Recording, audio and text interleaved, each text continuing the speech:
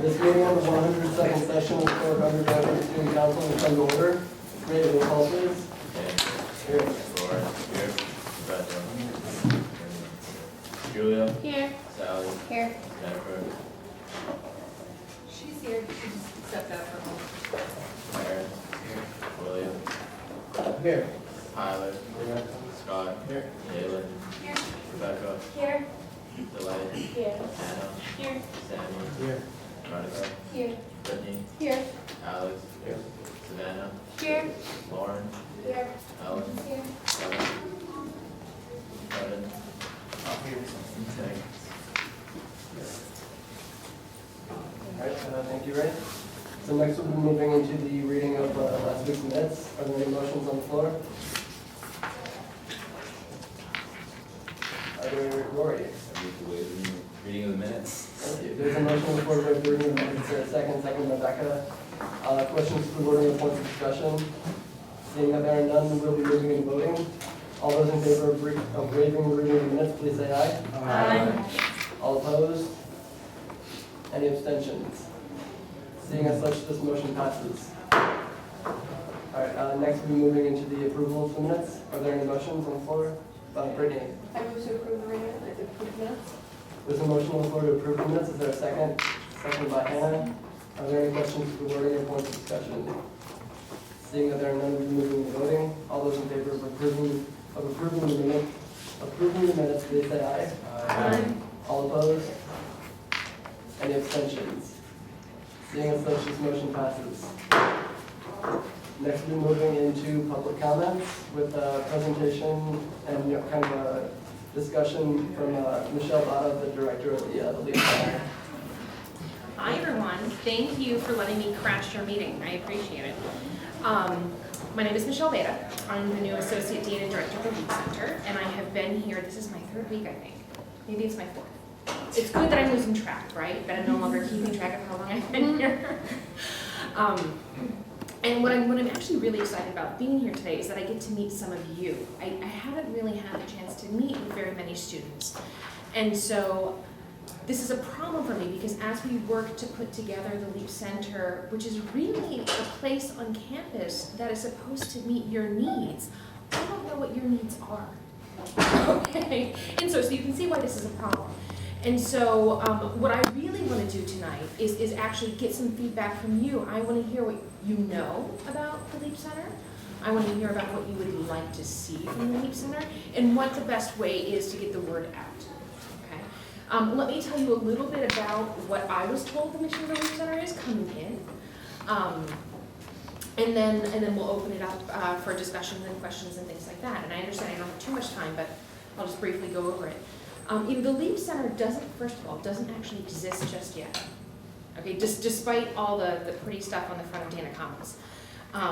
The Leap Center will, at the beginning of this next year, comprise the following offices. It'll be comprised of career services, study abroad, community engagement, volunteerism, innovation and entrepreneurship, the writing center, and possibly academic advising. We're not sure. Probably not. But this is a lot of offices already, you can see, and a lot of services. And typically the idea is when you think of something that you need, like if you want to do an internship or you want to study abroad, you go to those separate offices, right? Right? So that's good, right? Hopefully you don't go anywhere else. But the idea of a Leap Center is that when freshmen come in, they will be assigned. So right now you guys have your major advisors, and when you came in, you probably had your FYI instructor who was also your advisor, right? When the incoming class of freshmen come in, they will also be assigned a LEAP advisor. Okay, and the LEAP advisor will be somebody in the Leap Center from one of those respective offices, and they will be able to provide in-depth mentoring and coaching across all 4 years. So it's everything from what do I want to major into? Do I want to do an internship, and why do I want to do it? Is this the right internship for me? Maybe I want to study abroad. Maybe I want to study a business. Do I want to go to graduate school? Which graduate school should I go to? Maybe I should apply for a prestigious fellowship. It's all of those questions, and one person will know your entire history, your entire background, and help you make the choices that are right for you. So it's highly individualized, highly tailored to help you closely focus and align all of your interests such that your trajectory through Clark makes sense. Okay? That's the idea for the incoming class. The question is, what do we do for all of you? Okay, and that's where I'm stuck. Okay, that's where I'm stuck, and that's where I want you to talk to me.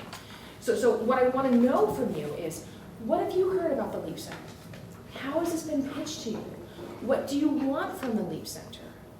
Maybe you don't want anything. Okay? But what I'll invite now is just any kind of discussion, any thoughts that you have, any reactions to what I've just said. But I'll also say that in the coming weeks after spring break, I'm going to have a series of pizza parties. And just, I don't know what else to do. If you have a better idea, let me know. Basically just inviting students to come in and talk to me about what it is that they want. So you're welcome to come to those, and I'll also share my email address so you can also let me know of any thoughts. But right now I'd like to open it up. What do you guys know about the Leap Center? First of all, just so you guys know, Michelle Bata also came in and talked to us on undergraduate academic board, which is not something I've talked too much about to you guys, but some of you might remember that you all said, yes, Lauren, you know, join UAB. So she came in and talked to us a lot about Leap Center, and like talked back to her about like sort of Clark and like stuff like that. So definitely ask lots of questions. Don't be nervous. She's got lots of answers. I just wanted to put it out there. Also, I'm really, really glad that you took me up on that idea of coming in here. Well, thanks for the idea. Yeah, I would never have thought of just being here at 9 o'clock at night. So. Very good time. Very good time. But thank you so much for coming in. My pleasure. I really want to know what you guys want. I mean, if I don't know, there's nothing I can do. When you say that each freshman will have like an individualized advisor, is there a possibility for upperclassmen to have that same benefit, or is it going to be more of a go in and find what you need? We're talking about that right now. Actually, it was after I met with the executive board that I actually took it back to Mary Ellen, the dean of the college, and I said, you know, this came up. And so one of the things that we're doing is to see whether or not we can pilot something with the upperclassmen, because I think it would be a great idea, not only for the existing students, but also for the staff that will be in the Leap Center. Because they're going to have to completely relearn their jobs, and so to have a pilot group would be very useful. How many of you would be interested in something like that? I'm just curious.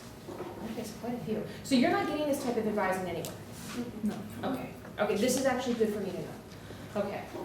Do you want to follow up to that?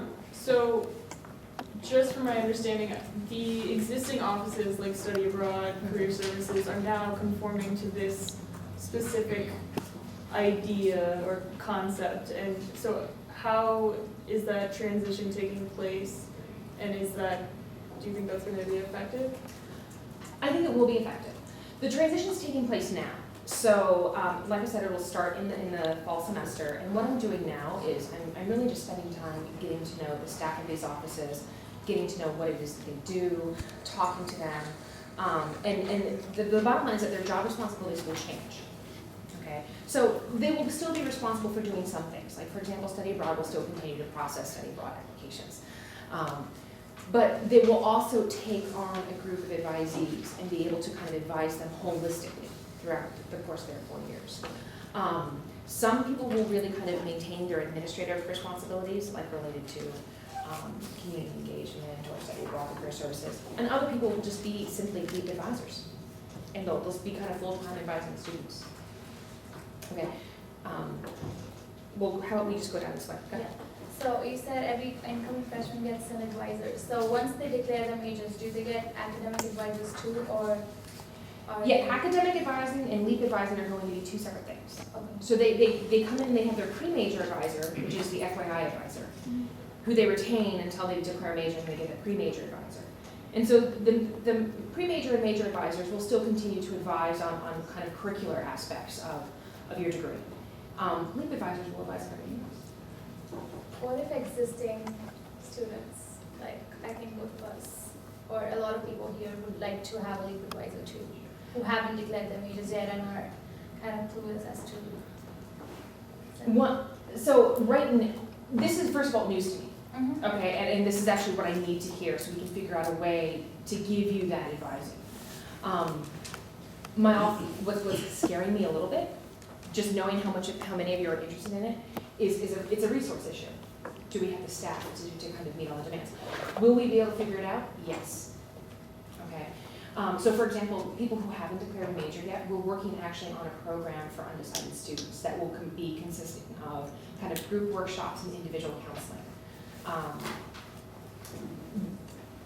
Since I just discovered this interest in having LEAP advisors for the upperclassmen, we'll be talking about it. We've got to figure out something. I don't know exactly what that'll look like, but yeah. Oh, sorry, we were going this way. We'll go around. Go ahead. So would you be bringing in more advisors that are professionally trained in some sort of advising, or are you going to be turning people who presently work in LEAP Center into some sort of advisors? Definitely yes to the latter, hopefully yes to the former. Okay. We just have to see what the budget is and things like that. I mean, eventually we will have to bring in more staff. How quickly that happens is a question that's above my pay grade. I can speak a little bit to the advising stuff about what's happening in the future, just from UAB. Basically, like, there might be changes made to advising in the future, but what's going on right now is Dean Boyle is setting up 2 subcommittees of UAB that are going to look at advising. This is all like tentative, but basically the idea would be to look at LEAP advising and to look at regular, like, everyday faculty advisors. So actually, if this is something you guys are interested in, I can pass on your names to Dean Boyle, and you can see if you can get on those subcommittees. They're going to end up looking for student reps. But basically, as Michelle, Ms. Bata is saying, there's, like, with the changes that come with the LEAP Center, there will be also, like, sort of necessary changes that might come with faculty advising stuff, but they don't know yet. Like, that's all in the future, and so, I mean, you guys are more than welcome to give me names for, obviously, Ms. Bata, and I can pass them on to you. I have a question. I'm graduating in the spring. Mm-hmm. So my question is, how is this going to help young alumni? That's an excellent question. It's one I don't have an answer to just yet. Will young alumni still, for example, be able to access the services of the offices that currently kind of comprise the LEAP Center that doesn't really exist just yet? Yes. So you have access to, career services, absolutely.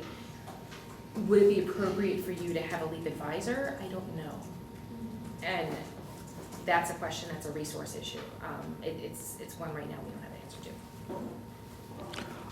to. Now, you're emphasizing right now that services will be provided through these advisors, but even currently, when advisors have yet to be implemented, I've been getting a lot of notifications about, like, being part of LEAP projects, doing this and that. Like, are you saying that the entire LEAP program will be essentially condensed into, functions of these advisors, or will there still be separate non-advisor-based programs supporting projects, like supporting merging extracurricular and academic spheres, like the whole LEAP thing has, until I've gone to this meeting, what I thought it was about? LEAP exists above and beyond the LEAP Center. Okay, the LEAP Center is just one component of LEAP, okay, as Clark has envisioned it. The primary core component of LEAP in general is a curricular aspect. Okay, it's taking what you learned in class and being able to apply it in some kind of real-world setting, right? The LEAP Center just supports those additional kind of co-curricular and extracurricular activities, okay? Now, the LEAP projects, the Pioneer projects, how many of you anyone applied to be Pioneers? Okay, a few of you. Right now exists outside of the LEAP Center. However, staff in the LEAP Center are getting involved. A few of us will actually be acting as LEAP project coaches. And the whole idea of that is to make sure that people find the appropriate project that's appropriate for them. So will that fall under the LEAP Center eventually? Possibly. But right now it exists outside of it. Does that answer your question? Vaguely. Vaguely. So essentially you're saying this is not your job. Right now, am I responsible for it? No. It Right. was already underway before I got here. I just started February 1st. Right, no, I'm not. Yeah, so, but will it eventually become my job? Possibly, but no one's told me that yet. Okay. We were moving this way. Who was next? Okay. So, my only two interactions with going to the Dana Commons or Leap Center have been with career services and with Leap itself, the Leap Pioneer application. But what I found myself using career services for most of the years, I have my academic portion of Clark, but I do a lot outside of academics. I do a lot of extracurriculars, and I was having a hard time making a decision with how I could join the two in a career. And so I kind of went to career services to try and explore my options, just because as a liberal arts major, it's very hard to do that. Yeah. It's my understanding that LEAP is meant to help facilitate that, and so I think I would, out of the LEAP Center, I would like to see a lot of outreach towards juniors and seniors, so that, you know, our job placement can go up, because I think that would benefit the school as a whole in terms of young alumni being in a workforce is just incredibly. I think that's a brilliant idea. What would that outreach look like to you? I mean, it kind of in a sense be kind of like an advisee, but I almost feel like I would like to see, like, you know, at some point during their careers, even if they're not involved in extracurriculars, I feel like juniors or seniors should almost like be able to just have one session or a few sessions with maybe like a job coach or something, or for whatever you plan on doing after college. Or Just so that- post-grad coach or something. Right, yeah. exactly, and that's kind of like what I would like to see come out of it. And I don't know if you want to make it mandatory. I don't believe in that. I think that people should go and seek it out, but I think that it should be more readily available, because I actually went around campus looking for different people to be to kind of help me figure this stuff out before I found career services to be a help. Okay, and did you find your sessions with career services to be helpful? For me, yes, but that's because I went around. Went to seek it out. Yeah, I went to seek it out, and I knew what I wanted from them. But I feel like a lot of people kind of want what I want, but they don't know where to go, and Or they don't know how to articulate what they want. Yeah, or they don't know how to articulate, exactly. And so I would kind of like, I guess, to see more outreach to help those folks out. First, I'd like to apologize on behalf of Ethan, because I don't think any of us took it as that's not what you're trying to do. I didn't mean to be insulting, like, No, no. I wasn't offended. I wasn't offended. It Don't was- worry about I it. was Don't help. It's okay. What? I thought it was like, Trust me, I've heard a lot worse. anyway, but I just think that came out. But I think it's really interesting, this whole thing is focused on first year students coming in, you're paired with this advisor, but I feel like a lot of this, and I think that's great, and once there's enough resources and enough people to take care of first year students, that'd be good.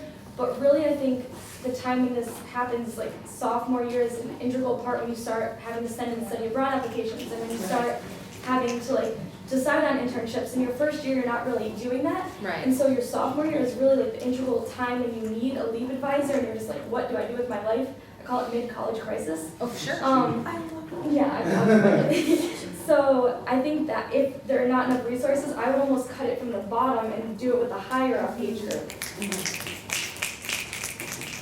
That means, That's yeah. I missed something. Okay, that's an excellent point. Thank you. No?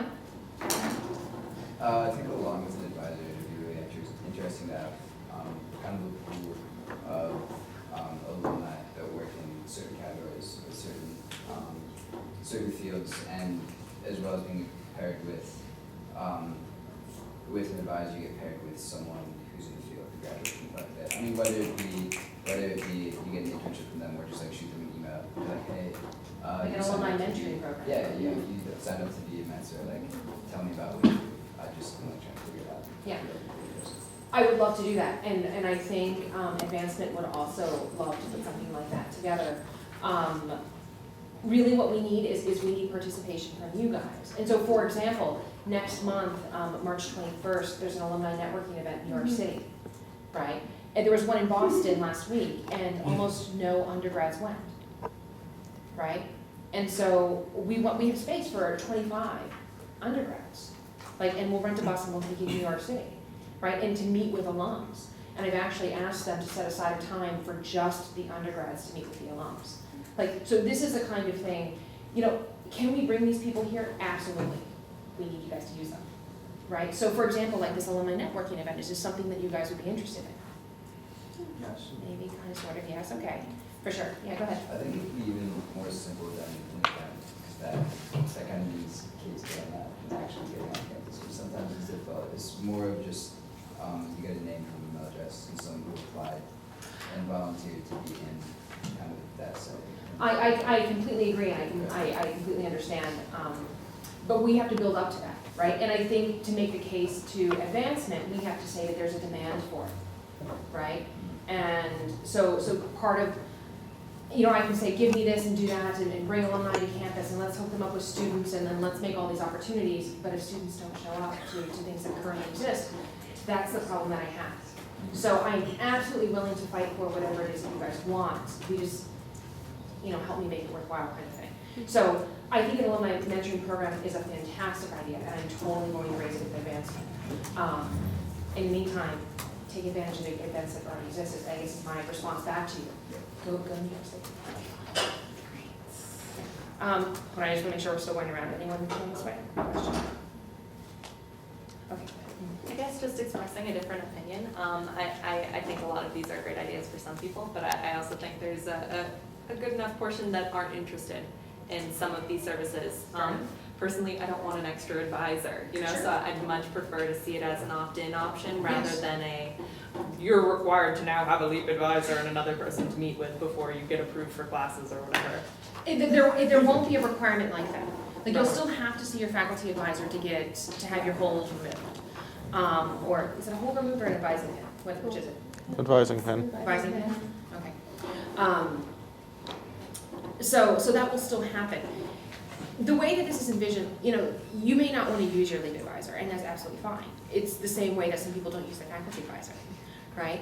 And so some people may really use their faculty advisor and never use their LEAP advisor. Some people may really use their LEAP advisor and never use their faculty advisor. Hopefully it would be somewhere in the middle, right? But what we just want to do is kind of create a support team, really. And you can pick and choose a relationship that you want to have. But when you need the resource, it's there for you. But yeah, LEAP advising will not be mandatory, to bottom line.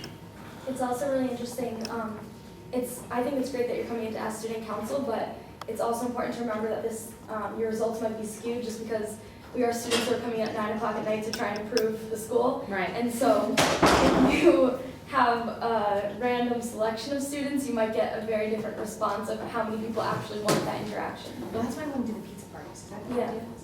idea? Mm-hmm.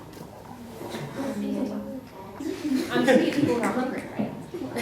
First of all, make your own cupcake or ice cream sundae parties tend to go really well. Better than pizza parties. I would say so, because pizza's kind of like the overused thing. I feel like if you gave someone cupcakes and little things they could fit on it, I don't know. But the thing I was going to say was about Erin's point, actually. So one of the main things that I think you'll hear from a lot of us, and I think you generally hear from Clarkies, is a lot of us are involved in a lot of stuff on campus already, and we tend not to have like a whole afternoon to give to like going to a career networking type of thing. That's a good point. And it's not to say that these networking things are not important. High up on our list of things that we're thinking about, or like, why is Clark doing that? We don't want to put our resources to that. Is that, if it's an entire afternoon spent like going on a bus. Oh, it's not going to be entire afternoon, it's going to be almost a full day. Yeah, and so, it's hard to like tell a professor, oh, I'm missing your class, I'm sorry. Like, it's a very legitimate reason, but basically like, I think what I'm getting at is Clarkies are pretty involved already. Yeah. And so I think that aspect of it is like, what Erin is speaking to is about how can we like sort of fit that kind of stuff into our already busy days. That's So, a good point. a freshman may be able to go to a LEAP advisor and sort of work out stuff and then go and do things because perhaps they haven't gotten involved with a lot of stuff on campus yet. And it sounds like that would be part of the LEAP life is like learning about how you can get involved in things. But for older students who sort of already have their path, it's like, well, how do we fit into LEAP? I think that's kind of what we're asking is sort of like, okay, like some of us want LEAP advisors, that's what it sounds like, but some people might just kind of need a little bit more help and like a little bit more guidance. I think I talked a little bit about this while you were at UAB, sort of about a lot of Clarkies kind of know what they want and sort of like could we still help someone who already sort of has their mind set on what they want, but maybe needs a little bit of extra push along the way. Sure. The 2 points, I mean, the point about not having the time is a point that is very well taken and frankly, one that I knew and I forgot. So, It's okay. so yeah, I apologize for that. Yeah, it's something to remember, so, for sure. The second point about would LEAP help those people who already know what their pathway is but need a little more help? Absolutely. It's the, I know I want to go to graduate school, I need help writing a personal statement. Or I know I want to go to graduate school, can you help me find funding? Can you help me find appropriate funding? It's the, I know I want to do something in sustainable development and I want to be somewhere on the West Coast and that's all I know. Yes, we can help with that. So absolutely. And the thing is, with LEAP advising as a whole, the idea is that those specific questions will come up across all 4 years. So could you slice it and say, for current students, like students who are seniors and have the path and know what they want, could the LEAP Center still help in that sense? For sure, absolutely. Okay, Thank you. sure.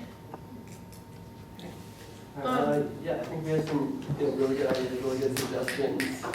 So yeah, if you guys could, Michelle, if you could just give us like your email address, like, and we can keep in touch with you, and we could forward any information about this to our constituents, and get their perspectives and everything about that. And we could also help you with like advertising for events. That's something we also do pretty good. Would love it. Thank you very much. My email address is mbata, mbata, @clarku.edu. You're welcome to email me with any questions or comments or feedback or ideas. I mean, really anything. I'm also in Dana Commons on the first floor. When you walk in, I'm in the first suite on the left. Okay, so you're welcome to drop in and also see me. Okay.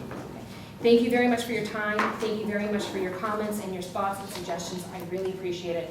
And as soon as I can, I will work to address some of these issues. Thank you. Thank you. All right, so next we're moving down the agenda into financial matters with the grants committee report. Aaron? Move to allocate $2,500 to the university tuition fee. It came out we completely supported this. It's the same as last week. They're going to New Orleans for spring break. They're basically doing service work throughout the trip. It's like an alternative spring break, but for service work. So we definitely, we want to be active with this, and we want to make it happen. They've already done some fundraising, so they didn't ask for quite as much as they did last week. And once again, we just couldn't, we couldn't grant the full request because we have about 20 requests this semester, and each week we have a large amounts to kind of the budget. Yeah, if you'd like to speak on it a bit more, feel free. It's fine. You want any specifics or? Yeah, if you want to say anything else, if I missed something, feel free. Basically, it's a group of about 22 Clark students who are going to New Orleans for spring break, and they'll be spending the entire week there, involved in the rebuilding process, volunteering with the different organizations, including Project Homecoming, Habitat for Humanity, and the Arkansas Baptist Rebuilders. So we depart on Friday, this coming Friday, and we come back the following Sunday. And we're requesting the funds to contribute towards room and board lodging for the entire week, as well as buying some working equipment to be used during the volunteering. All right, so there's a motion on the floor to allocate $2,000 from each of the four and $500 from that. Is there a second? Second by Julia. Are there any questions for the wording or points of discussion? Hannah? This is just a question for Aaron. What are quarter 3 and quarter 4 sitting at? Quarter 3 at 5,300. Quarter 4, I'm not sure. I don't know if Katie does. You know it's in quarter 4. Do I know what's in quarter 4? Yeah. Off the top of my That's head? right roughly. Because it technically quarter 4 hasn't happened yet, but we've been drawing out of it for events that are happening in quarter 4. That's something we can do. So we've just moved to draw quarter 3 right now, which is probably better to do. But it's like 5,200. Is that Julia. Does money from quarter 3 roll into quarter 4 if we don't use it all this week? So yes, the quarters are really just designed kind of a framework of how much you're spending during each period of time, but you're not limited to only spend out of quarter 3 during quarter 3. You can, so like if something for April came before council in September, you could fund that from quarter 4. And then just to follow with Aaron, so is this number the accurate, or do you have an accurate number of how much is left in quarter 3? And you've just been subtracting everything from that number? Yeah. Okay, then you would just add 17,000 to that number. Are there any other points of discussion, motions, amendments, anything? All right, seeing that there are none, we'll be moving into voting. All those in favor of allocating $2,000 from quarter 4 and $500 from advocacy to the InterVarsity Christian Leadership Group, please say aye. Aye. All opposed? Any abstentions? One abstention. Seeing as such, this motion passes. Aaron? I move to allocate $300 out of quarter 4 to Clark Respecting Animal Welfare and Rights. They're co-sponsoring with the Dro Advance in Fingerhand. All the proceeds are going to go to Worcester Animal Shelter. Initially, they asked for $600 for 2 cops, refreshments, and I believe decorations. But as this is the first time event, we recommended maybe 1 cop would be sufficient. And for you, we haven't really been granting money for food, so that's what was taken out. We requested today with the PCF grant, PCF fund. So they got the rest of the $300. All right, so there's a motion on the floor to allocate $300 from quarter 4 to Clark Respecting Animal Welfare and Rights. Is there a second? Second by Julia. Questions to the wording or points of discussion? Katie? Just so you know, they're having alcohol service at the event, so they're required to have 2 officers. Oh, okay. That wasn't mentioned.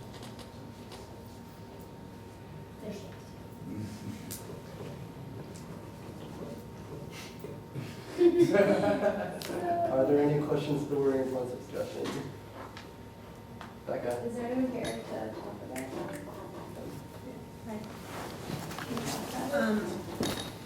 Okay. So yeah, we wanted to have the alcohol service and other refreshments, which we would need 2 cups for, so that we could get the more people to come as possible, because this is a first-time event, and all the money that we're going to get is going to be donated to the local animal shelter here. So we wanted to try to get as many people to come as possible, which is why we made that request. And we didn't do PCF because I think you can only request 300 on that. So we decided to go for this grant first. Are there any other points of discussion? All right, seeing as there are no more, we will be moving into voting. All those in favor of allocating $300 from quarter 4 to Clark Respecting Animal Welfare and Rights, please say aye. Aye. All opposed? Any abstentions? Seeing as such, this motion passes. Aaron? I move to allocate $2,400 out of quarter 4 to Dan and the Denim Project. This is it's 3 installments of the project. Raising awareness about sexual violence. It sounds fantastic. Dan's here to speak on it a bit. But we did grant fully just basically for budget purposes. We subtracted the expenses for refreshments and advertising. Yeah, you want to speak about that? Yeah, sure. So just a little more about the project, and we're presenting a series on awareness of sexual violence, so that's the formal title for it. And the series consists of 3 events. So the first event is an art exhibit held in the 2nd floor of Trena, and artists will be artistically reinterpreting survivors' stories, survivors from our own community, for this event. And then the second event is a community conversation sponsored by the Higgins School of Humanities held at the Fishbowl. And then the third event is a living art show, which is kind of the same ideals as a fashion show, but we're also having other performances, and we're bringing in a speaker, Jessica Johnson, who founded Jeans for Justice, which is a nonprofit organization that creates healthy relationships and empowers social change with the ultimate goal of ending sexual violence. So they're based in San Diego, but they are a growing nonprofit who's spreading around both coasts. So that's kind of the Denim Project. Mike? What is the significance of jeans and denim? I'm just wondering. Yeah. So Jeans for Justice has one of their initiatives is called the Conscious Co-op, where they pair survivors with artists. So artists paint or really interpret these stories onto a pair of jeans. And Jeans for Justice has held events in the past where there'd be like sold at boutiques or auctions and fashion shows as well. So that's the significance of using jeans. But Jeans for Justice was inspired by the original story in 1999, a high court rape case in Italy, where it was said, the defense found a mandate that the survivor was wearing jeans that were too tight to be taken off without consent. So basically the woman would have had to say yes, which is, yeah, it is ridiculous. So that's what jeans and Jeans for Justice comes from. Thank you. Mm-hmm. So the motion on the floor is to allocate $2,400 from quarter 4 to the Denim Project. Is there a second? Second by Sammy. Are there any questions to the wording or points of discussion? Becca? Do you have other sources of funding in case, obviously, because we're not really able to fund you the whole amount? Are there other outlets you can go to? There are other outlets.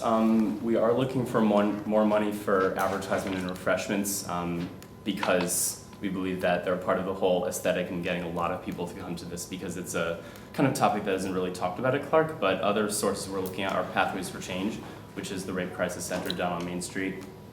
And outside of Clark, that's kind of outside of Clark. Inside of Clark, we're looking at programming co-sponsorship, other academic departments, the Harrison Fund, which is kind of associated with LEAP through the Communication and Culture Department.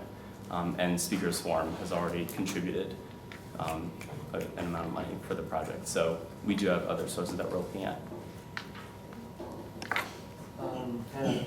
Have those other sources met your needs for advertising and food that Student Council hasn't been able to? Because I really like the concept of this event, and I hope there is a large turnout, but as you said, that requires advertising and a little bit of, I don't know, and refreshments will also help that. So do you think you will be detrimentally impacted by not getting the full amount? I think we would be detrimentally impacted by not getting the full amount, just because actually the advertisements started being designed by a student graphic designer. It's basically all Clark student run, as all of these events are. And one of our goals was, because there are so many events going on, is how do we make this stand out? So also I think it's important to have advertisement for all 3 events because it is over the course of 2 weeks. It's not just a one-night deal. And we're having 2 of the events being open to the public as well. So that's where the extra funding would be really beneficial. Mike? I have a question for organizational. They're having 3 separate events, but it's one thing. Can they apply for PCF per event? Is that in your bylaws? Shalyn? So speaking to that, they can come to PCF as many times as they want for the same event as many times as they want. So they could ask for 1 million PCFs, and we would not be able to fund them all, but we consider each one individually. So like traditionally, like when PCFs are in great demand, like you can submit as many as you want for $300 maximum. PCFs in great demand, like you're gonna get 1 and that's it. No one's been applying for PCFs, so we can say how many you get. Aaron? You guys can also come back to grants as many times as you want. After spring break, we go into quarter 4, and then we'll have more deal for the rest of the year. And we definitely Ray? Motion to amend this and give them the full amount. So there's a motion on the floor to amend the amount to read $3,500. Is there a second? Second by Julia. Are there any questions to the wording or points of discussion? Becca? Yeah, because I'm totally for this and I want them to get the full amount, but I think think after everything we just discussed and how that you can go back to grants, just because we're at the end of Q3 and we've been funding so many requests, we should fund what we have so far and then see where other sources of funding can come from just for the time being. Rory. I think, the quarters are kind of arbitrary in a certain sense. The money's the money, it's gonna get spent, so making them come back is a little silly. But as money is kind of tight as of now, that's what we see, I would be almost more, I think raising the amount of money we're granting is appropriate, but they haven't applied to PCF, so maybe a little less than the full amount, but a little more than the amount that's here. That was kind of thinking what we granted here, because we figured they could come back and then apply for some other grants. If they get those, then they may not need this, and this has to stretch during the rest of the year. So ideally, I wanted to fund the whole amount. Would have been great. It sounds like a fantastic event, but and I still wouldn't be opposed to doing it, but just in terms of making the budget stretch for the rest of the year, that's kind of the rationale on that. Hannah. I didn't catch this. When is the event? Right, so the series is taking place over the first 2 weeks of April, and the first event is the exhibit on April 6th. It's mostly going to be at 2 p.m., but it's definitely in the second floor of Trena. The second event, the conversation, is in the Fishbowl at 7:30 p.m. on April 10th, so that's Wednesday, April 10th. And then the final event is the Living Art Show on April 13th from 8 to 10 in Tilden Hall, 8 to 10 p.m. Julia. Can I propose to amend that amendment before we vote on it? No? We have to vote on any proposed amendment first. Okay. Before we get into any other proposed amendments. Okay. No? And then, all right. Oh. Julia? I move to amend the allocation, the proposed allocation to $3,000. All right, so. Wait, your comments? should Brent take that as friendly and then we don't have to vote on it? Yeah, we're gonna. I hope for that. Yes. If you take that amendment friendly to your amendment, meaning she moved to amend your amendment. If you agree with her amendment, we don't have to double vote here. So if you're, okay, so you take this one.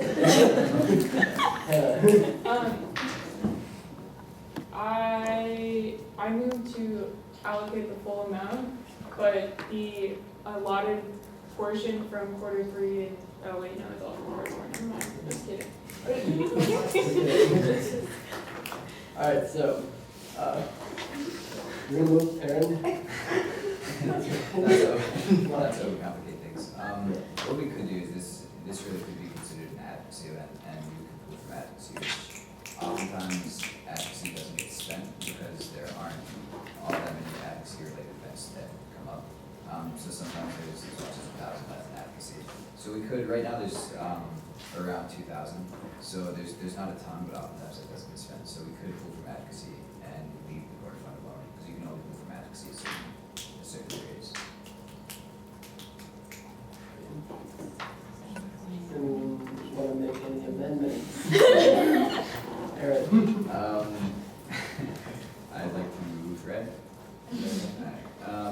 I would like to take $500 out of, $600 out of advocacy. With how many coming from the other quarter? With 2,000. And that's friendly. Where did you go from my end? Very friendly.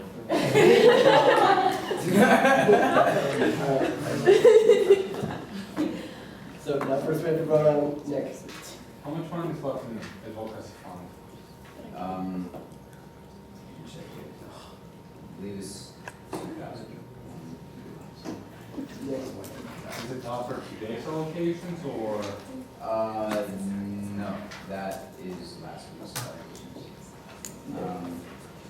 So considering we already allotted 500 and now we're at 600 and then last request we have 400 and then it's going to be around 900 left. Yes, so out of advocacy, before any allocations this week, there's 2,466. So if we took from advocacy this week, it would be 1,500. So there would be roughly 1,000 left after this week. Around. So I mean, if that's not enough for advocacy, yes. I think it is. I mean, advocacy allocations are usually a bit lower, between like 200 and 400 on that outcome. Been using it kind of as much as possible this year because we noticed it just doesn't get spent. So All right, so first we're going to vote on the amendment and then move into the initial motion which was made. So all those in favor of amending the motion to read $2,400 from quarter 4 and $600 from advocacy to the Denham project, please say aye. Aye. All opposed? Any abstentions? Seeing as such, the amendment passes. We'll now be moving back into the original motion. So are there any other questions to the wording or comments or anything? No? All right, so We now have a we're moving into voting. If anyone wants to get involved, because people seem enthusiastic, we have an email. What's the email? Yes, our email is denimprojectclarku@gmail.com. And we also have a Facebook page called The Denim Project, so you can find us there. We're looking for models and artists And others, yeah. and enthusiastic individuals. So, thanks. Yep. All right, so now we'll be moving into voting. Guys, all those in favor of allocating $2,400 from quarter 4 and $600 from advocacy to the Denham project, please say aye. Aye. All opposed? Any abstentions? No abstentions. Seeing as such, this motion passes. All right. I'm going to allocate $400 out of advocacy to Johan. He's going to be an APAC event. I forget when, but he's like very involved in everything. Like he does a lot of modeling as well. He's very interested in Israel, Palestine issue, and that's obviously something like it's very important. So this would, I believe, some of the expense was already covered by some of the So if you want to speak on it a bit. Yeah, I mean, I'd just like to thank you all for giving me the opportunity. I'd also like to thank Aaron for being, for his support in terms of going out with the budget. Just to dwell briefly, I wouldn't have taken this opportunity up. I mean, APAC was really generous enough to offer me a scholarship for the registration. If not, I would have had no intention of going because the cost was too exorbitant. Having got that scholarship, I thought, might as well go for it because I was absolutely interested in the Israeli-US relationship after my studies recently. And so the amount that I'm asking for would be only cost for the accommodation and the travel. Accommodation, I wanted to initially room with a friend of mine in a university so as to keep it at a low cost, but it so happens that if you're awarded the scholarship, you have to pay the accommodation cost, which is they provide you with the hotel rooms and whatnot. And the rest of the money is just for the round trip from Washington, D.C. by bus. So the motion on the floor is to allocate $400 from advocacy to Johan. Is there a second? Second by Shaylin. Are there any questions to wording or points of discussion? Hannah? What I'm just curious is what do you want to take from participating in the conference, and what do you think you can bring back to the Clark community from that experience? I think, in many ways, my interest in this issue started off when I interned during the summer, and what I noticed was, before I came to the US, I did not know a Jewish person personally, and I never heard the Israeli narrative on the situation in the Middle East. So when I did come here, and after my summer in New York, I got to hear this other perspective, and from the part of the world that I come from, the Israeli narrative is not heard of, and as far as I'm concerned, to resolve much of the issues happening in the Middle East, it's important that you address both sides of the issue. So apart from enriching this in terms of my own international relations aspirations, I intend on writing about this, writing an article, submitting it to the Clark newspaper, as well as writing back home to Sri Lanka, informing the community back home as regards the Israeli perspective, which is virtually unheard of from where I come from. Becca. three separate things, I guess. What's your major? What's your major and where are you from? I'm from Sri Lanka and I'm studying politics, political science. Okay. And then also, do you think it would be possible maybe to present something at Academic Spree Day on this? Absolutely. What's your good name? What's your name? Rebecca. Rebecca, I think that's a great question. I mean, that's not something which I explored, but definitely I will think about it. And, especially like seeing, the way an outsider looks at it. And I think it was really generous of APIC, considering that I'm a non-Jewish person, to, provide me with the opportunity. So, Brittany. I just want to throw in, it's an amazing trip and program. I've done stuff with APAC, and I was actually supposed to be going on the conference, and I had to pull out at the last minute. It's an amazing opportunity. If we can grant it, we should. It's unbelievable. You're gonna have a great time. Thank you. All right, are there any questions to wording or further points of discussion? Seeing that there are none, we'll be moving into voting. All those in favor of allocating $400 from advocacy to Johan for the APAC conference, please say aye. Aye. All opposed? Any abstentions? One abstention. Thank you, Seeing as guys. such, this motion passes.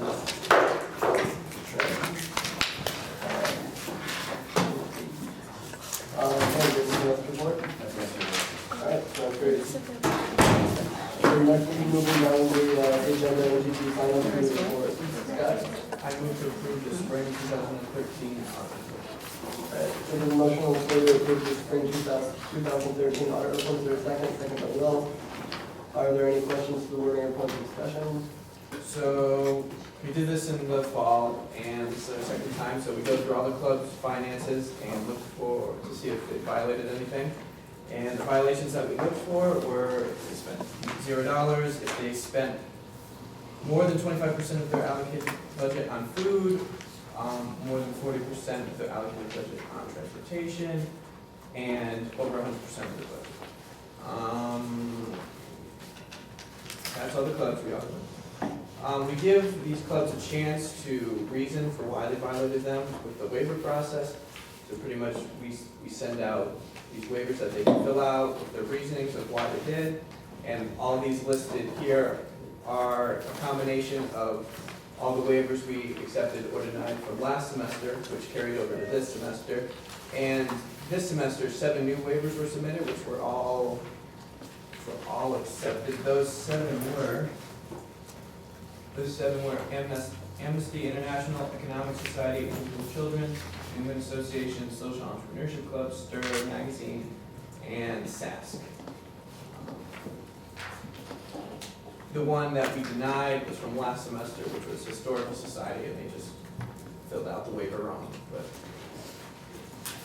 So looking through all of these and compiling all the clubs that we looked into, there were 6 violations. Clubs found to have spent $0 were Clark Interfaith Action, Public Health Outreach, Chess Club. Clubs who found to have spent greater than 40% on travel-related expenses was UNICEF, and clubs found to have spent greater than 25% of food-related expenses were ISA and SAC, which is vegan and vegetarian. Okay. So we gave these clubs, these 6 clubs, a chance to appeal and talk to us again of why they didn't submit a waiver and why they committed this violation. So we tried to contact, I don't know if you remember from the fall, but we talked to Clark Interfaith Action, and they really aren't an active club right now. So they spent $0 of their dollars last semester. We penalized them 25% and told them that they still haven't done anything. They haven't been very responsive about it, or they're just not very active. So we recommend a 100% fine of the allocated budget for the 2012-2013 budget year, which is effective to the amount of $493.50. For ISA, they violated the over 25% of the allocated budget on food. They talked to us and appealed because they talked about their big event. I don't know if you remember, up at Tilton, which featured International Journey, which was just a lot of food. So the reasoning was, for us, it's very fine, and we recommend appealing the violation of spending over 25%. Savvy, which is the Student Alliance of Vegan and Vegetarian Youth. They spend over 25% of the allocated budget. Just by looking at the name, you know that their club is primarily dealing with food, which they also further explain that their club is very food-based, and we thought that was a reasonable excuse, and we recommend appealing this violation of spending over 25% of their allocated budget on food-related expenses. Next is public health outreach, which we also talked about in the fall. They, again, aren't a very active club, and even though we tell them that we'll eventually take away their budget if they don't spend anything, they still haven't spent anything. We penalized their group 25% in the fall, so we recommend a 100% fine of the allocated budget for the 2012-2013 budget year, which is effective to the amount of $531. UNICEF spent over 40% of their allocated budget on travel. They appealed and talked to us about how they went to some kind of summit in the fall, which took up a lot of their budget in terms of travel expenses. So they went into more in depth talking about why that travel was needed for the event. So we recommend appealing the violation of spending over 40% of the allocated budget on travel-related expenses. Last is the chess club. They spent $0 of their allocated budget of $558. We contacted them multiple times, and they said, we don't have a budget. And we said, you do have a budget. And we said, well, if you don't appeal, then we're going to fine you 100% for the spring for the rest of the year. And I guess there's no response to that, so we recommend a 100% fine of their allocated budget for the 2012-2013 budget year, effective to the amount of $558. That's Woo! 2013 All right, so are there any questions for the room or points of discussion? Anything? Nope. Hannah? I move to approve the audit report. The motion has already been introduced and seconded. So, Julia? I have a question. Is the 40% and 25% rules, is that out of total spending or total allocated? Total allocated. Okay. Julian? I just want to say that remembering from years past, this is so much smoother, and what you guys have done with this process, it has been amazing, and so just kudos.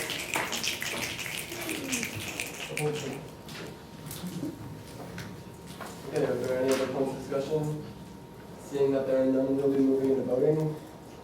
All those in favor of approving the spring 2013 audit report, please say aye.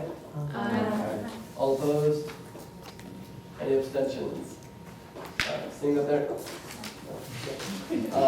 seeing as such, this motion passes. Yep. All right, Scott, do you have anything else to? Yeah, just thank the team for all your help with the report, and good job. Cool. All right.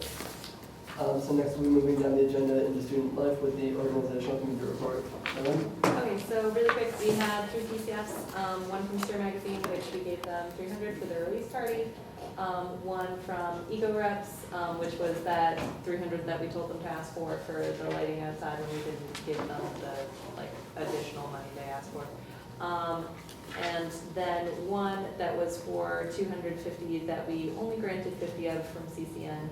It was for only 200. What? It was for only 200, the For initial only request. 200. But in any case, only funded 50.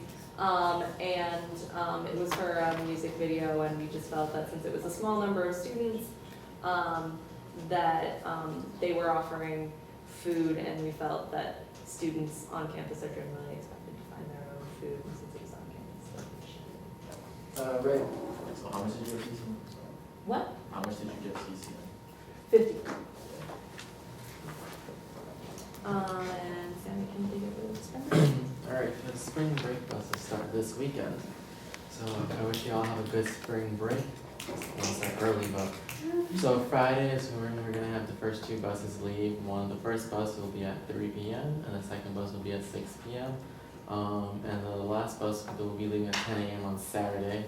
As of now, I'm not sure if all of them are full, but you're still, if your constituents ask you, they have to pay by tomorrow to make sure their spot is reserved.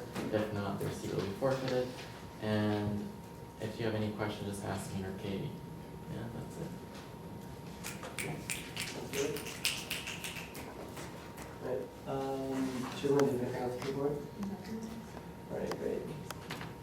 So next we'll be moving into the Judiciary Committee report. Nick?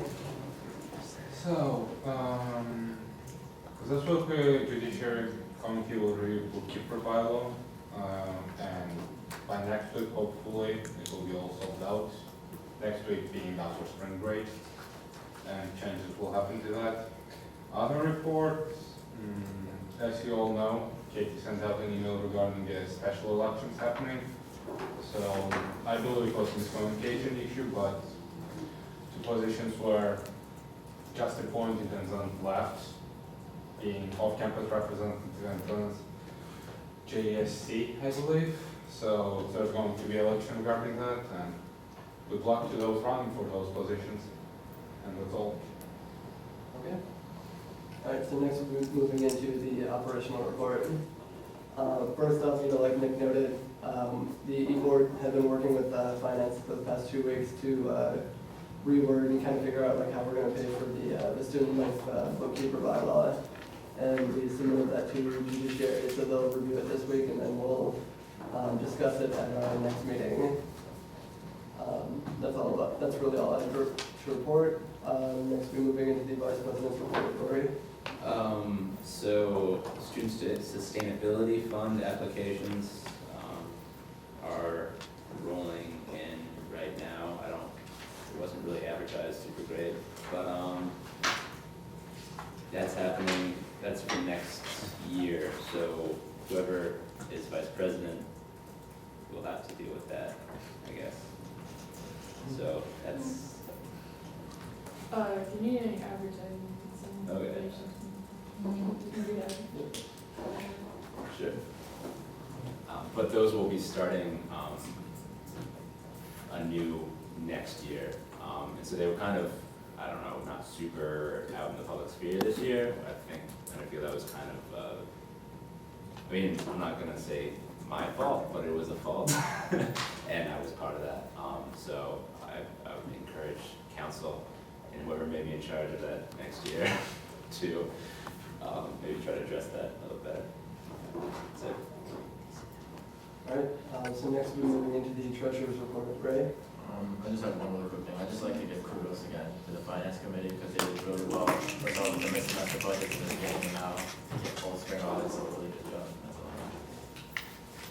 all I have. Katie? Just a note under the treasurer's report, if you all know clubs and organizations presidents, if you all are club and organization presidents or treasurers, make sure they know that they need to have their annual budget request in by Friday at 5 p.m. At this point, we have about 70 missing. And they tend to come in late, like they'll all come in on Friday, but encourage any friends you may have who are, in clubs and organizations to make sure that they're getting those reports done. I've been emailing club officers like crazy. They're going to get really sick of me really fast. I'm going to email them every day until Friday, but make sure that you let folks know. So next we'll be moving into the Secretary's report. Seeing that Rebecca's not here, Hannah, would you like to report anything about communications? Yeah, this week we have been working to fundraise for elections, so we were handing out flyers. Mike did something magical, made like a QR code. I don't know what that does, but it's awesome. And so those are out on our flyers, and so we're going to continue to table tomorrow and hopefully get those stragglers in. And you're just stretching. Okay. And so that's what we've been doing there. We are also working to revise the webmaster contract, and so I will have that put together the week after spring break, and so we'll bring that before council to talk about any other adjustments that you guys might have. And also, if you have any friends or people you know who would be interested in the webmaster position, we are looking for someone, so they can email Becca or I to get going on that process. With that, we have nothing to report. Okay, all right, great. Kind of going off of what Hannah said here, I'd really like to remind all members of council to email your constituents, tonight or tomorrow morning at the latest, just to remind them to vote. Because, that's one of the most important things that we do. So that's something that we should all do going forward. All right, so next we're moving into the elections committee report. Rebecca? So we have elections currently going on. So again, remember exactly what Andrew just said. Even email, but even more than that, put it on Facebook. Because a lot of people are on there too much. So that'd be good. Also, just because of some miscommunications with the judiciary, we're having a special election as well. So the election that's happening right now for e-board, I just want to tell them, so for the people in this room, like Tyler, Will, Ray, Rebecca's not here, I guess, but make sure that within 48 hours of elections closing, you email me your, like the budget, the amount that you spent. So if you printed out 10 pieces of paper for posters, just say 10 times 10 cents equals $1, and just send that to me because we need to have that in it, otherwise you'll be, what's it called? Disqualified. Basically, so do it because it's simple. And then also, so because of special elections, new petitions went out today. And so if you know anyone who wants to run for new positions, it's not executive board, it's off campus, and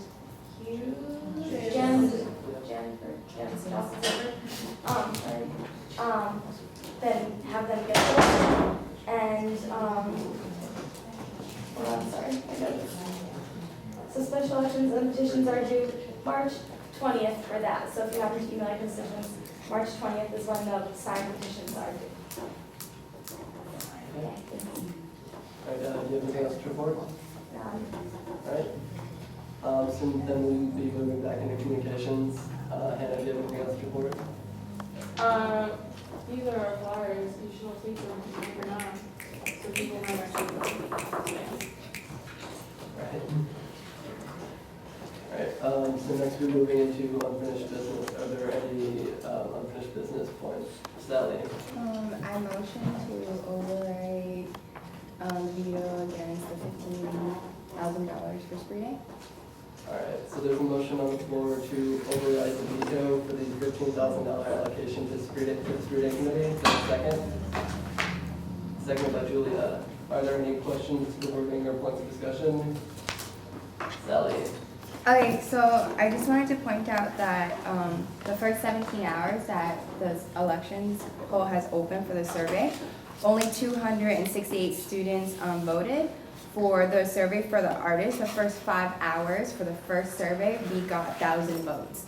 For the second survey, we got up to 1,300 votes. So it's very clear that the Clark Community student body wants an artist. And also for the funds that Andrew suggested in the email, it might appear on link that they have funding, but we have spoken, Sammy and I, to McKenna, and there's no money at all in those resources that Andrew suggested. And the reason why the artist is unknown is it's a process, we put up the last 4 that they voted, but we can offer one artist like a bid, but that person might not be available, so we go to the second choice. So that's why it's unknown. But it will be one of those 4 artists in the second survey. Are there any other points of discussion? Shaylin? So I guess I felt obligated to voice my constituents' emails at this point because they did surprise me in that I had people who asked questions and people who didn't feel that this necessarily should all go to Spree Day, which was my previous thought of their opinion. And so honestly, I was very impressed with the concerns, and I know how I'll be voting tonight based on what they said. And really, what I'd like to see this 15,000 go to is things on campus, and I want students to know like what happens with the money sort of beyond. So that's my hope. Monica. Yeah, going on from that, I don't know if it's an international thing or what, but a lot of people, like my constituents, have been like, they can be used for so much more, like transportation or stuff like that. And I know, like personally, I may want it to happen, but a lot of my constituents have said that they don't really think that it's such a big deal to, like, they don't really know who that person is, so they might as well get someone who's not in that price range. Yeah, that's about it. And I think I forwarded you the emails of some constituents, so. Great. So I just have one question. First of all, before I ask the question, first of all, I fully support what you and the Spring Day committee is trying to do. But then, just one question is I kind of had a question about where the money's going towards. I know most money is going for the artist, but I feel as though after you spend that money, there'll be a very limited amount of budget left for you to use on other things. So I'm is it sort of a thing where from the beginning to almost the end, it's going to be pretty much not exaggerating things, sort of bland, but in the end, it's oh, it's really nice, or So Sammy and I met with Mike today, and we looked through the budget. With this artist, we still have money to do activities. Activities like, for example, the shirts, we're doing white, so there will be a tie-dye activity. We're also booking airbrush artists, so you can get whatever airbrush on your shirt that you want. We're also having big food trucks, so ice cream truck, kettle corn, and mini donuts. We're having a big smoothie station. We're also thinking about bringing in, since the present office is sponsoring the food, we're drawing in more grad students and faculty, so we're thinking about having a massage event for the older generation as well. So we are definitely careful about this, but the one thing that is just upsetting is also that Spree Day's already been way behind schedule. There's already been a lot of emotions over changing it, and the fact that we changed it back to our original date, and then we got funding and sent out the survey, and the Clark community has spoken, and then it got vetoed. I just know that if this doesn't happen, a lot of people will be more upset, and we have to be prepared for that too as well. Hannah. Based on a lot of feedback I've gotten from my constituents, although some may be upset, I think those who understand the cost and benefit of using this money feel like it can be used elsewhere, and that we should focus on making Spree Day a community event that's focused on spending a nice day together and less on putting tons and tons of money into a few hours. And so as much as there are a lot of different feelings on the situation, I think that there's a strong opposition to it as well. Lauren. First of all, I want to say thank you to you guys for getting everything together so quickly and sending it out, getting all this survey stuff together. Because I think it was really interesting to see, and I saw reactions really quickly on Facebook. I know we can laugh at that, but there were a lot of really quick reactions. And I'm a senior, I'm mostly friends with seniors on Facebook, and a lot of the seniors were like, "Oh, this is kind of cool. Some of these bands would be really neat. Oh, this is awesome." So I'm really appreciative of that, and I think we all are. I think that one of the things I'd sort of like to bring up, and this is really not personal opinion, this is just kind of one of the sort of questions I thought of, is because there wasn't more in that survey, sort of more detailing the details of when the concert would be, and sort of whether that money, where that money's come from kind of thing, and that's harder, that's not easy to explain to the student body, obviously, but because there wasn't more talked about in that email/survey, I don't know if everyone sort of totally understands, and that's really hard to do, and it's hard, I think that some people might react when you guys have it planned during the day. I think some people might have other reactions, what Veronica brought it up, that this money could be used to maybe other stuff. So I don't know, and there's definitely a lot of reaction. I'm we'll absolutely give you that. And got, you know, a lot of people saying, oh wow, this is cool, like they're trying to do something for us. That's great and exciting, but I also want to say, like, you know, those reactions may change based on like some other things that come about. And so it's hard to base it just on that like snap reaction. But I don't really know what you can do with that. That's just my opinion. Yeah, I mean, the concerts definitely, we haven't talked about it more because we don't know if we have the funding or not, and we're not trying to get people hyped up and then pull the rug under their feet. But definitely, we're doing an artist, we want to do an artist, and we wanted to end it Spring Day with an artist at the end of the day. The schedule that we're looking at right now is from 8 to 2. So the artist would probably perform around 1 o'clock. So that's the answer. But also, since the survey came out, Sammy and I have received a lot of emails too that people like, oh, we want to join student committee, like you guys are doing something. We also understand no matter what we do, there's always going to be people who are not for it, and there's going to be people for it. But like Mike said, the money that we had, was it 50,000 or something extra or whatever? Like, from like, okay, go. Katie.